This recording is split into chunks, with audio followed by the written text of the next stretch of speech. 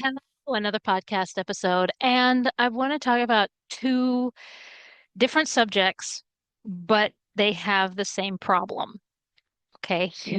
I don't complicate anything.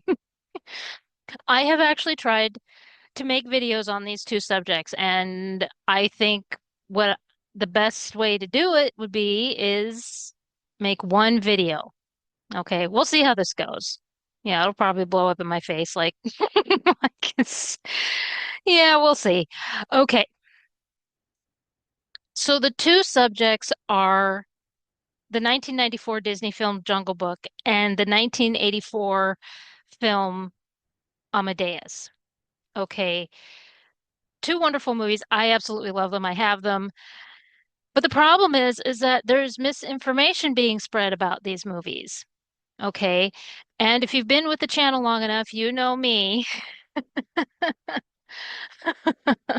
I gotta talk about this. Okay. So let's start with the Jungle Book, because this one is the most recent. So let's put Amadeus aside and let's first talk about the Jungle Book. Okay. Because people are looking at it. And why not? It's a good movie. It really is. Now, I was reading comment sections, and for some reason, a lot of people are saying this, that it's not on Disney Plus, and that actually surprises me. I I am very surprised. I mean, considering, you know, what it is, I mean, like, this stars Jason Scott Lee. Now, Jason Scott Lee has done a lot for Disney, so I would think that alone they would have put it on Disney Plus. So when people are saying in the comment sections that it, it, it's not on Disney Plus and they can't find it anywhere to watch, I'm surprised. Is it not here on YouTube to watch? I mean, every once in a while you find some of those odd movies to watch here on YouTube. I, I, I mean, okay. I, but it's a great movie. Um, but the problem is, I'm going to tell you right now, if you go to look for it on Amazon, don't be shocked by the price. I mean, like I said, I have it. I bought it years ago, and last I saw it, it was like in the $1,000 round. It's probably dropped since then. I'm sorry, but if you're putting a movie, not even Gone with the Wind is worth $200.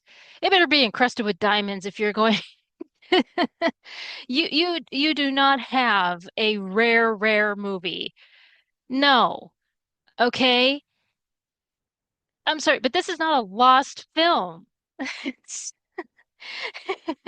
If you found the full thing of Theda Bara's Cleopatra, then you can say that. But no, no.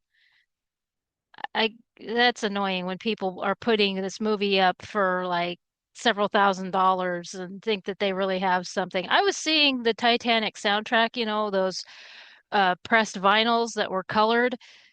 They were doing the same thing. It's like it's I could get the the soundtrack for less and it's a CD.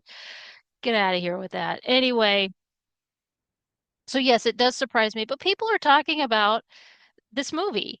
Okay, it's coming to public eye again. It's getting a fan base again. But here's the thing, people are saying that it's a remake, that it's the first remake, the first live action remake. Okay, I absolutely love the animated movie. Okay, from the 1960s. I I absolutely love it. In fact, I saw when Disney was releasing their timeless classics back in the 80s and early 90s before putting them on VHS. I got to see this movie in the theater. And I agree with a lot of you that are saying that Disney Corporation needs to do that again. I am 100% behind you on that. They do. Even for just a week, they would make billions. Oh my gosh. Now, I mean, I love Colonel Hathaway's little son, right, in the Miratelli style. So love the movie. We all looked for the stoned elephant and everything. Yeah, there's so many things in this movie that it's just a classic. Okay. Not just the music, there's just so many things about it. One of the things that I was reminiscing about while putting this together is the fact that when Bagheera finds Mowgli and how much they made baby Mowgli sound so much like a little baby. That was something that Walt Disney was so good at. Because even in Lady and the Tramp, uh, the little baby, Jim Deere and Darling's baby, sounds so much like an actual baby. And so, and I miss that Disney magic. I miss that magic that they have in the Disney films. Um, so I'm trying to figure out how it is that with the animated classic from the 60s, where you see like a preteen, 11, 12, maybe pushing 13-year-old, but in the 1994 film, you're trying to tell me that this is a remake. And, and he's like in his 20s. Pardon?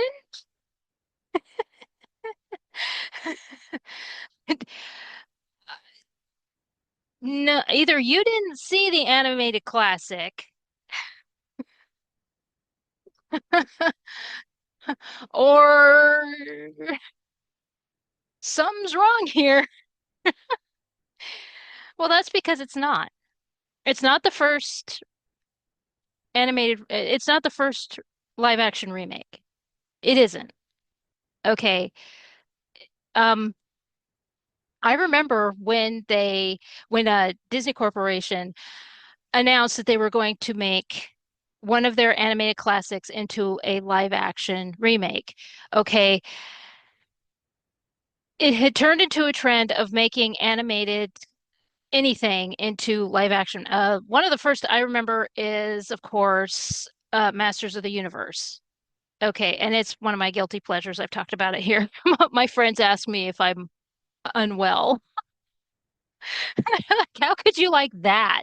It's so bad. It's fun. But we also got the Ninja Turtles. We don't talk about the third one. Secret of the Ooze is just uh... And then of course Flintstones was so much fun. I mean the costume, the set, the cast, everything was just perfect. And so Disney wanted a piece of that. And so they decided they were going to make one of their animated classics into a live, and it turned out to be 101 Dalmatians. And they nailed it. It was just as good as Flintstones. Glenn Close was amazing. I mean, the entire cast really was amazing. My friend's only gripe was that they didn't put the Canine Crunchies song in. I saw that movie probably 4 times, 3 or 4 times in the theater. I loved it. They didn't have to make the second one, but that's my personal opinion. Um, so that, and you have to think that that was also the around the same time that they were putting Lion King on stage. Okay, so big things were going on back in 1995, 96 in that area. Okay, so that was their first. They had made the announcement that they were going to uh, turn one of their classics into live action. It was not Jungle Book. It was 101 Dalmatians. Okay. So, yeah, I hate to burst the bubble there, but that's the first thing. Okay. Well, actually the second, because honestly, if you're looking at the animated classic, looking at Mowgli from the animated classic and then looking at Jason Scott Lee, who looks like a 25-year-old man, um, you got problems. Either you didn't actually watch the animated classic and you're just so drunk on these live action remakes, which is, I can't say anything against that because Bob Iger, well, Hollywood in general, I'm not going to give, as much as I don't like Bob Iger, it's just Hollywood in general. They're doing live action remakes up the ass. So, but when it comes to Bob Iger, he is doing a lot of live action remakes. The last one was an abomination. It really wasn't Snow White and the Seven Dwarfs. We all know that classic. And what he put out was not Snow White. Stop calling it that. Okay. Okay. Now, so what is this? I'm sure the question now is, so if it's not a live action remake, what the hell is it? Okay, well, I've got the answer for you. Okay, because me personally, when I was a kid, I thought it was some weird sequel. Okay, so and well, in a way it is. All right. So the movie starts out to give you kind of an idea. The movie starts out where Mowgli and this little girl um are friends and then they end up separated. And then of course that later in the movie gives him a romance. All right. Okay? We're good? All right. Now, as it turns out, Rudyard Kipling did write Mowgli as a grown man. Yes, he did. He he did. Now, I do have to uh give a slap on the wrist to some of the people that are covering this. I did let go angry batshit crazy lady on one person's video. But it's like, you know what? If you're going to sit down and do these videos where you talk about the subject, you need to do the research on this. Okay? I'm sorry, but th that particular individual said that this was a remake of Rudyard Kipling's Jungle Book. So you didn't even put an ounce of research into what it was you were talking about. I'm sorry, but this is a moment where I have to say justice for Rudyard Kipling, okay? This is what I'm talking about. So, yes, I will be the angry. I need my cane and I'll wave it around. I have said before that I'm like that old lady in To Kill a Mockingbird that just screams at all the and I carry that with pride. But in all honesty, though, if you're going to talk about a subject, put in the effort of researching it. And this is what I mean. Okay, so Rudyard Kipling in 1893, he wrote this short story and it's called In the Ruck. And and I will put all the information in the description box for you. Okay. So I actually found this particular short story in full, and I will put the link in the description box for you so you can read it. So In the Ruck is the introduction to adult Mowgli. He's like in his 20s, maybe even 30s, okay? But judging by the illustrations, it looks like he's in his 20s. So let's see, where is it?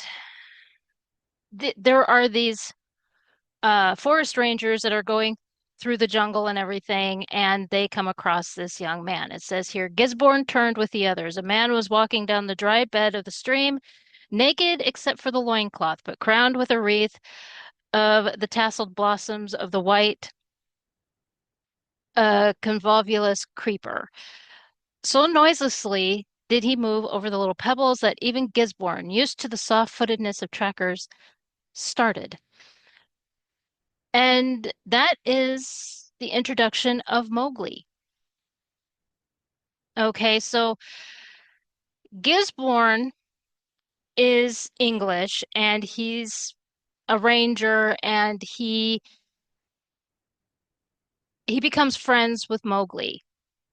Okay, Mowgli decides to join up with the Rangers and help them through the forest and everything, through the jungle, actually.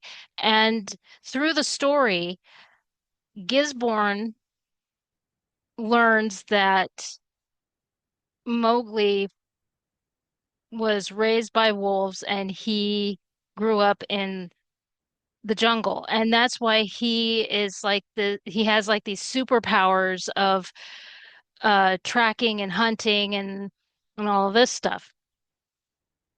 So now this is also the story where we find out that Mowgli gets married and has a little man cub of his own. Now this is 1893. Now I'm sure that a lot of you who know about the Jungle Book, you're like, but wait a minute. So that would mean, yes, that means that Jungle Book is a prequel because it was written in 1894. That's basically Mowgli's childhood. Okay. Yeah, J.R.R. Tolkien did not do it first.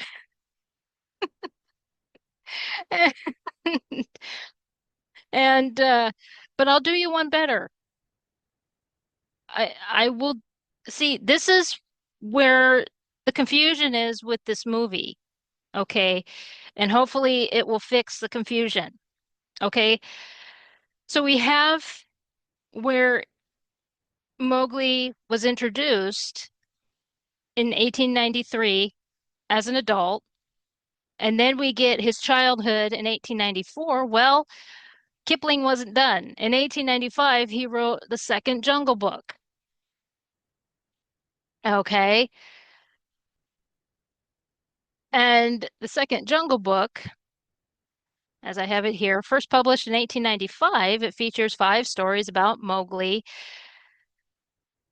The 1994 film used it as a source. Okay. So this is basically his teenage years, and because let's see, the spring running is one of the stories, and it says Mowgli, now almost 17 years old, is growing restless for reasons he cannot understand. Well, that's puberty. I mean, but there is another story here that is, it says Mowgli discovers a jeweled object beneath the cold layers, where he discards carelessly, not realizing that men will kill each other to possess it. Okay, in the 1994 film, this is like the big side quest. A lot of movies do this where they have the main storyline following the main character, and then you have the side quest, basically. That is the big side quest, was this story. Okay. Yeah. Now, if you look at the Jungle Book here, and it says that the film is based on Mowgli's stories from the Jungle Book, 1894, and the second Jungle Book, 1895, but mostly focuses on the plotline from the second Jungle Book. So that alone tells you that it is not a live action remake. It's I would also say that they used In the Ruck because of the romance between, I think her name is Catherine or Kitty in the movie, um, because that's where she shows up is in the Ruck, and the whole romance with, and there are some things in that that shows up in the movie, and but so not a remake. Not a, like I said, I thought that it was a sequel, some weird sequel that they had, and that beginning kind of throws it off a little bit because when you see at the end of the animated film what happens and how old he is, and then you see at the beginning of this live action Jungle Book, the 1994 film, where he's just 5 years old. It's like, well, that's weird. And he he's morphing. Well, and Disney is messing things up anyway, because I actually looked up, I tried to anyway. When it comes to Jungle Book, they can't stop. They did that Mowgli stories, which I had forgotten. There was one that was a second Jungle Book, which was not connected to Disney Corporation, which was actually just the Jungle Book. They just said the second Jungle Book. And yeah, so that was confusing. And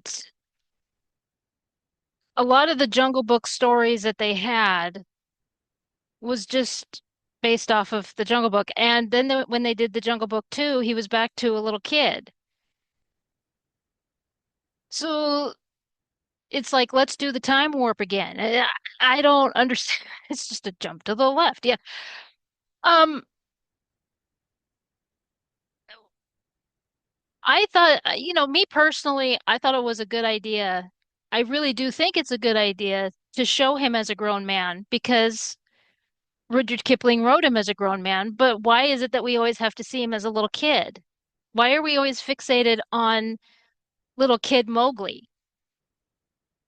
Okay. Rudyard Kipling wrote other things. It's kind of like F. Scott Fitzgerald. You only look at Great Gatsby and just like Sir Arthur Conan Doyle. Writers really hate that. I've written these other things. Why are you fixated on this bullshit? But he obviously loved Mowgli, but he did grow up. And it's just too bad that they decided to do this movie and then they just went straight back to making him a little kid again. Oh well. But it's not a remake. Rudyard Kipling did write him as a grown man. He did grow up and make a little man cub of his own with his wife. And I will have that information in the description box for you. So hopefully that fixes that information. But no, there is no way. There's no way that you can look at the animated movie and then look at this live action and say that it's a live action remake. Okay? You just can't. No. That's not how that works. Anyway, so let's move on to Amadeus, the 1984 film Amadeus. Okay, so with this one, there were a lot of people who, now I did a video on this, I think probably 10 years ago. I don't think the video's up anymore. And when I did it, there was like this big push to remake it because it's completely inaccurate. The premise of the story is, of course, that Mozart was poisoned by Antonio Salieri. Okay, so that's the whole thing. Well, it's like this whole justice for Salieri kind of deal, and these people who are so upset over the fact that it's inaccurate. Have you never seen a movie before? Look, something can say that it is based off of actual events, and it's probably 40% accurate. I'm not even joking. Okay. I remember when I was watching all of those documentaries for Titanic when I was writing that book, and I think it was the great great grandniece of Molly Brown, and she talked about how when all of the media was going nuts and people believed the play and thinking that that's how it went for Molly Brown. And it's like, no, it didn't. Why are you like this? And and I agree with her on this that when the Titanic sank and after Molly Brown had given the award to the captain of the Carpathia, it was basically like everybody was done with all the fanfare and everything. It was like that was over. It was like after about 2 weeks, it kind of died down. They weren't really celebrities like we seem to think now. And she said, I mean the mystery of it was still around, but as for the endless celebrity hype, it was over. Yeah, I would agree with that. And but we seem to have this idea that this mythology aura continuously surrounds, and it's like that's not how it works. You need to stop. Well, it's the same thing with this movie. Okay, Amadeus. And Amadeus is one of those epic movies. Okay, it has become, and um I was 2 years old when this movie came out. I'm old as hell. But I remember because I played in orchestra and my orchestra teacher loved this movie. He was a big Mozart fan. He absolutely we played Eine kleine Nachtmusik. We played other as well, Vivaldi and a lot of I mean he worked us hard. He worked us very hard. And I appreciate that he did. And whenever we were getting ready to play a Mozart piece, he had us watch snippets from the movie.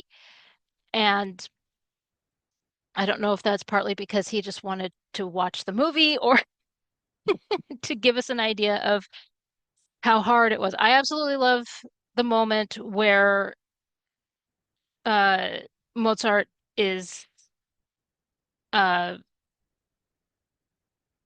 Mozart and Salieri are working on the music together. That's an amazing moment. But anyway, this was a play first. Okay. And Peter Schaefer, it premiered in 1979 or 1980. Some big names were in it. Jane Seymour, Tim Curry, Sir Ian McKellen, even Mark Hamill. Now, I don't know if this is true or not. I did see where uh, Mark Hamill was uh, working on Star Wars the same time he was in Amadeus. I don't know if that's true, but who knows? But anyway, yeah, big names are in it. Now, here's the thing is that yes, Peter Schaefer released Amadeus, but Amadeus is actually, hear me out on this. All right, now my channel is familiar with the name Alexander Pushkin, a Russian playwright and short story author. And he released a play in 1830 titled, titled Mozart and Salieri. Okay, now this was it was one of four plays called The Little Tragedies. Okay, and the other ones were titled The Covetous Knight, The Stone Guest, A Feast in Time, and then, of course, Mozart and Salieri. Now, 1830, this was probably 40 years after Mozart had died. Okay, and one of the earliest rumors that had circulated about Mozart concerning his death, because even to this day, we don't know how he died. And we'll get to that in a second. Okay. So, one of the earliest rumors that circulated was that he had been poisoned. And guess who was accused? Antonio Salieri. Yeah, that rumor would come back around several times over. And because, people never change. And so, of course, because you have somebody famous like Antonio Salieri, it came back over and over again. This actually affected Antonio very much. It really did. It really, really affected him. And so because he and Mozart were actually very good friends, and so to be accused of his death, yeah, people said that he wasn't the same after being accused of something so heinous. But so you have this rumor. Alexander Pushkin based his play Mozart and Salieri on on the rumor. So that's what happened. That is exactly what happened. And this play actually continued to be performed. I saw that in the 20s it was being performed and through the 30s. And I didn't see that in the war, as the war was going, of course, everybody was trying to help the war effort and everything. But even after, like in the 50s and 60s, I didn't really see. But I would be willing to bet that Peter Schaefer found it and decided to kind of put his special touch on it, and we have Amadeus. Now, I do want to make something very clear because I'm noticing a lot lately where people are saying they don't know the difference between being inspired by or ripping off. They just want to say everything is ripped off now. Everything is ripped off now. Okay. In the entertainment world, like especially in this case, what Peter Schaefer did, it's not ripping off. Okay, because as long as it's still in limelight, it's okay. I know it sounds weird, but it's okay. In the golden age of Hollywood, and I'm sure you've seen it in a lot of different movies, like Bob Hope would say a joke, and then in another movie, you may see like Dean Martin or Jerry Lewis or somebody say the same joke, but maybe a couple of words were different. Yeah, same thing. So in the art world or in the entertainment industry, same thing. They were passing around their jokes, their routines all the time. So in this case, it's totally fine. Okay.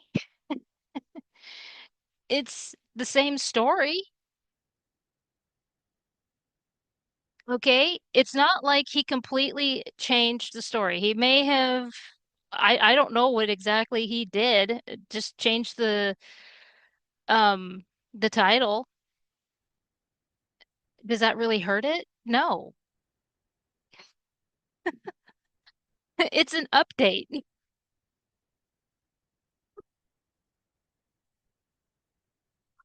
That's the way to look at it. He updated.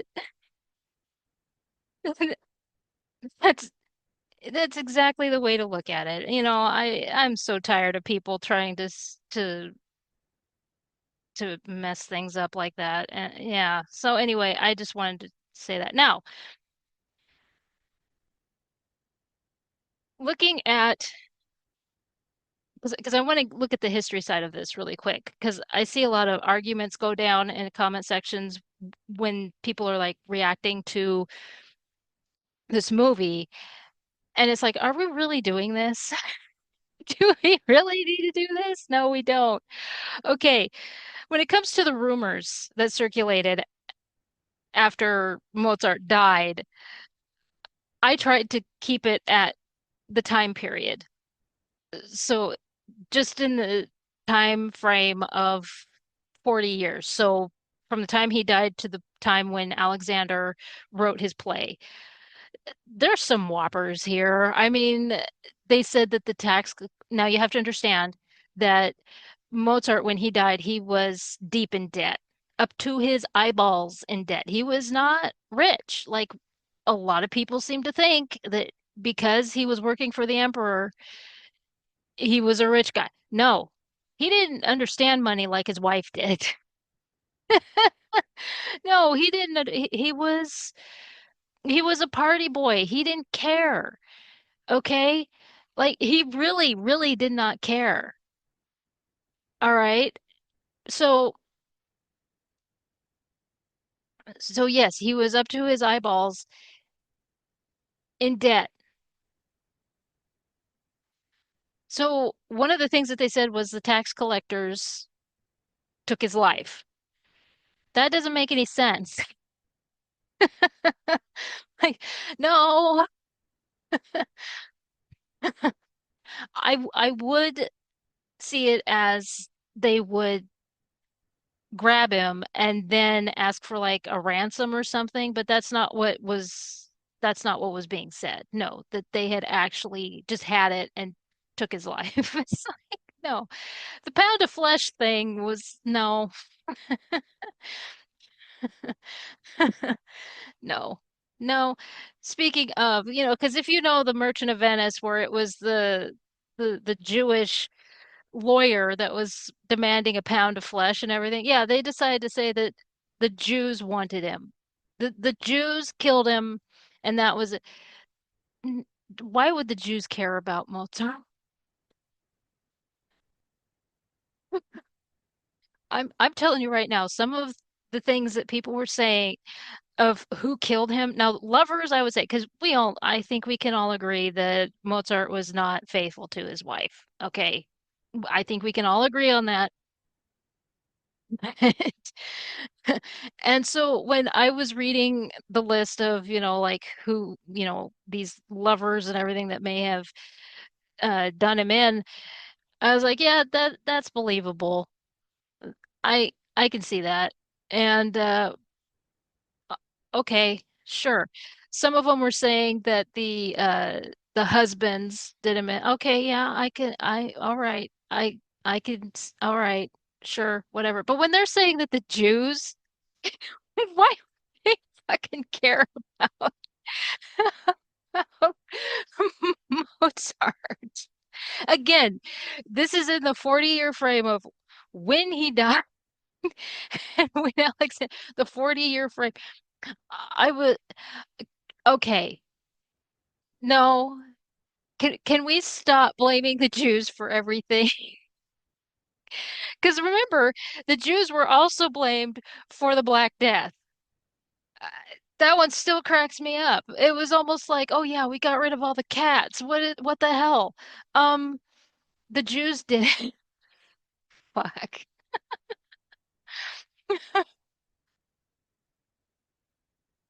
Oh, and you're never gonna believe this one. The Freemasons. Why the hell would they care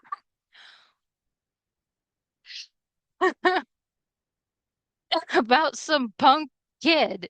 Because he pretty much was. He was one of those punk rock kids of the day. Seriously, why would the Freemasons care about him?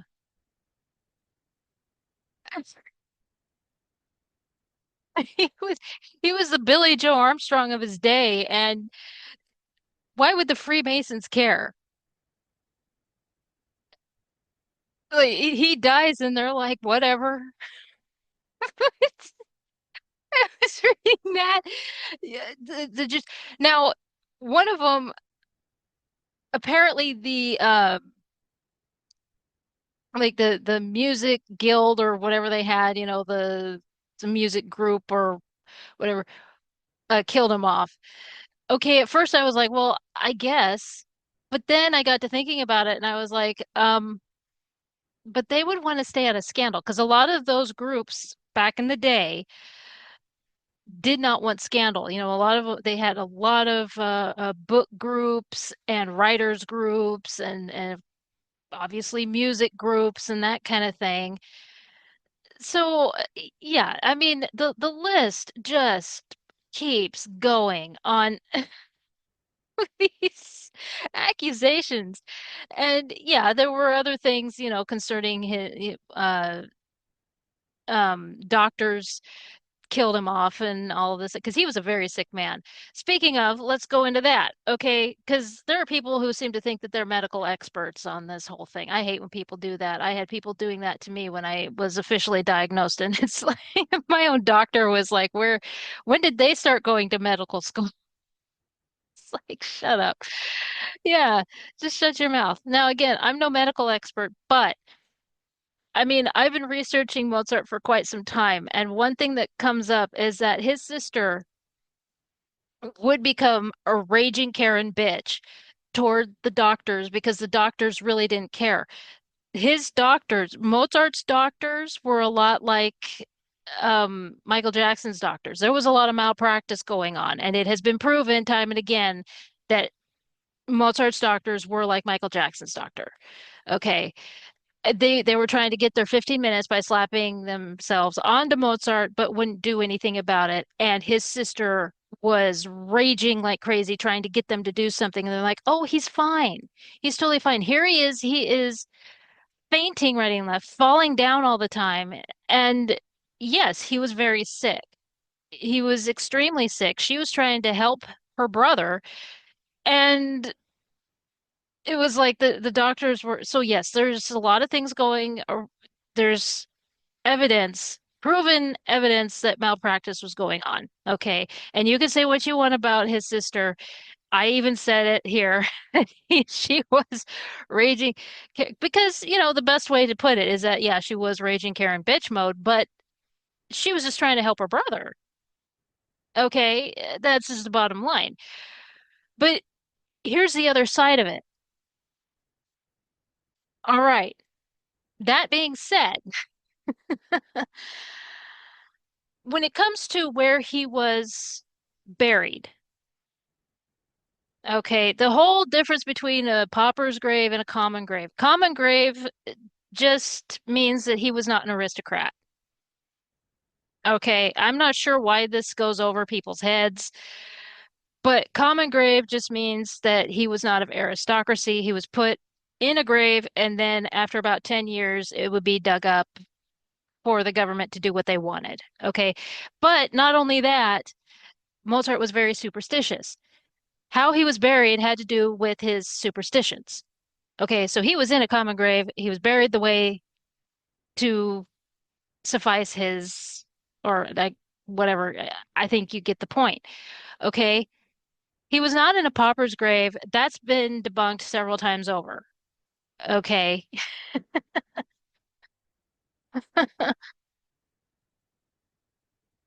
But even beyond that, I mean, he wasn't rich. I, I can't emphasize that enough, and we'll get to that in a minute. Oh, good heavens. Because, well, I already said we'll get to that in a minute. So we've established that. Because I've seen arguments.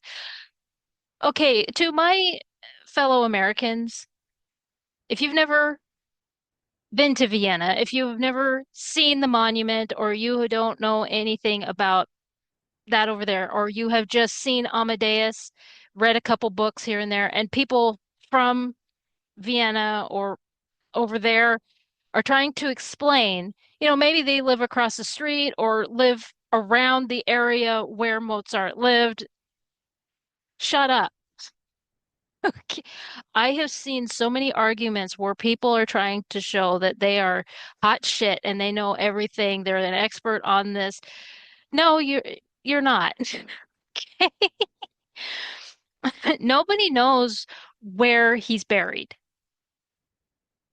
Okay, right now, scientists have this skull. Okay, it was exhumed in 1801, and scientists are just certain that it is Mozart's. Some grave digger had, they found, yeah, and they're just sure that it's Mozart's. I'm going to tell you right now, I don't believe a lot of the facial reconstruction, digital reconstruction and everything, because a lot of times they are just sure that this skull that they have, especially if like this one where they say that it's Mozart's, magically the picture on the screen, oh look, it's Mozart. Yeah, see, I just can't get behind it because because of stuff like that. There was a documentary series where they were saying stuff like that. Well, we have this technology to make it look like, and yeah, and oh gosh. I mean, it would be great to find Mozart's body, but to me, it was like, okay, so this gravedigger just picked up the skull, but not the entire body. If you're gonna start, just finish the act. Right? Yeah, a little weird there, buddy. And I don't know. It just seems weird to me. The other thing that I have a problem with is that whenever uh they test the skull, they just find all new things wrong with this guy. Yeah, we already know that he was sick, but it's like they find more and more things that was wrong with him. This guy should have died when he was a teenager. Good heavens. You know that episode of SpongeBob where that guy is left, I have glass bones and all of this. Yeah, it's almost like that. These again, it's almost like they want to put themselves in Science or Doctor Weekly, and so they're listing off all this crap. Well, we have this skull, and it's like, well, you know what? You need the rest of the body. Oh gosh. Yeah, sorry for being skeptical, but you gotta be sometimes. Somebody has to be because oh, I lived during a time where everybody thought that King Tut was murdered. Turns out he wasn't. He was just a sick young man.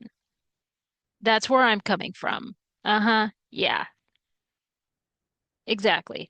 All right. Now, the final thing that I want to talk about is his wife, Constance. Okay. Because another thing that people seem to run their mouth about is this photograph. It's not her in the photograph. She was never photographed. Okay, because she died in 1842. Okay, so, and the lens needed for this particular photograph wasn't invented until after she died. That's the big thing. Okay, but not only that, okay, it says here that this photograph was apparently taken in Bavaria outside of composer Max Keller's house. Okay, there is absolutely no way she could have traveled to his house during the period when the photograph was taken. Contrary to the statements in the newspaper, Constance had no contact with Keller since 1926. I mean, 1826. Yeah, that we've talked about it here on the channel. It's a thing called yellow journalism. Newspapers lie. And so I'm sorry, but it's not her in the photograph. There's just no way it could be her because of those two glaring things. I mean, when the technology isn't there, it hasn't been invented yet. For- yeah, sorry. Uh, it's just not possible. Not possible for it to be her. Uh, no way. There's also the fact that she was crippled with arthritis. Okay, so she wasn't traveling that much. There's no way that she could have traveled all the way to Bavaria. So there's 3 points made. All right. Um, yeah, she wasn't in contact with Keller anyway. All right, but all these people want to talk about Constance, like she was photographed. Well, that would have been great, but it didn't happen. Okay, so you can stop doing. I mean, it's a small little thing. I mean, after Mozart died, well, I do want to talk about that really quick, actually. After she died, she became quite the businesswoman. Following her husband's death, Constance addressed the issue of providing financial security for her family. Now, she was great with numbers. The movie actually points that out a little bit. While Amadeus was messing around, there's a scene where she says, "We need the money now," and he's like, "Oh, oh, don't worry about it." And she's, "No, we need it now."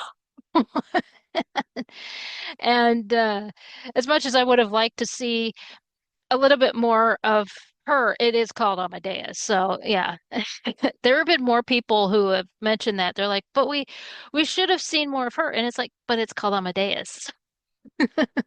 That's the point. That's the whole point. Okay. So the Mozarts had two children, and Mozart had died with outstanding debts. Okay. And this is where her smarts come in. She successfully appealed to the emperor on December 11th, 1791, for a widow's pension due to her as a result of Mozart's service to the emperor as a part-time chamber composer. So, yeah, very smart lady. Additionally, she organized a series of concerts of Mozart's music and the publication of many of her husband's works. Um, so, thanks to her, she kept Mozart's music in the spotlight. And as a result, Constance became financially secure over time. So yeah, she wasn't stupid. She took care of her family, and I have heard that her father raised her with number smarts. She was great with numbers. Um,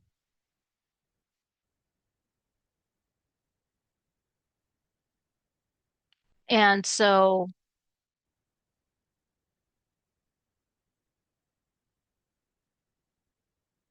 I mean, but she doesn't get enough credit. I mean, like the only thing that people want to talk about is that photograph where it's not her. And that's too bad. Okay. She was a very smart lady. She took care of her family, especially after Mozart died, and continued on there.